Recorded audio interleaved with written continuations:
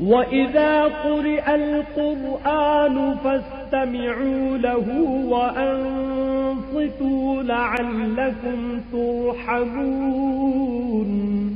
اور جب قرآن پڑھا جائے تو توجہ سے سنا کرو اور خاموش رہا کرو تاکہ تم پر رحم کیا جائے۔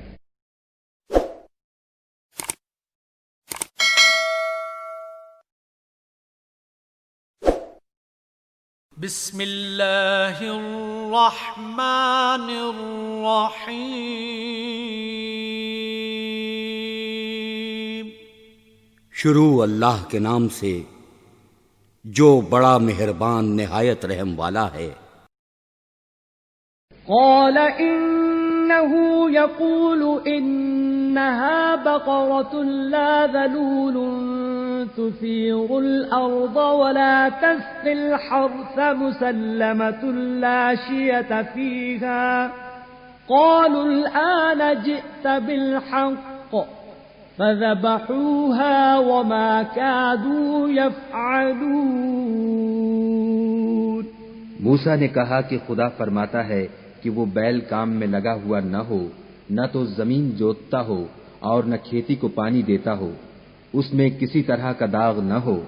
کہنے لگے اب تم نے سب باتیں درست بتا دیں، غرض بڑی مشکل سے انہوں نے اس بیل کو ذبح کیا اور وہ ایسا کرنے والے تھے نہیں۔ وَإِذْ قَتَلْتُمْ نَفْسًا فَادَّارَأْتُمْ فِيهَا وَاللَّهُ مُخْرِجٌ مَا كُنْتُمْ تَكْتُمُونَ۔ اور جب تم نے ایک شخص کو قتل کیا تو اس میں باہم جھگڑنے لگے، لیکن جو بات تم چھپا رہے تھے خدا اس کو ظاہر کرنے والا تھا۔ فَقُلْنَا اضْرِبُوهُ بِبَعْضِهَا كَذَلِكَ يُحْيِي اللَّهُ الْمَوْتَى وَيُرِيكُمْ آيَاتِهِ لَعَلَّكُمْ تَعْقِلُونَ۔ تو ہم نے کہا کہ اس بیل کا کوئی سا ٹکڑا مقتول کو مارو، اس طرح خدا مردوں کو زندہ کرتا ہے اور تم کو اپنی قدرت کی نشانیاں دکھاتا ہے تاکہ تم سمجھو۔ ثم قست قلوبكم من بعد ذلك فهي كالحجارة أو أشد قسوة وإن من الحجارة لما يتفجر منه الأنهار وإن منها لما يشقق فيخرج منه الماء وَإِنَّ مِنْهَا لَمَا يَهْبِطُ مِنْ خَشْيَةِ اللَّهِ وَمَا اللَّهُ بِغَافِلٍ عَمَّا تَعْمَلُونَ۔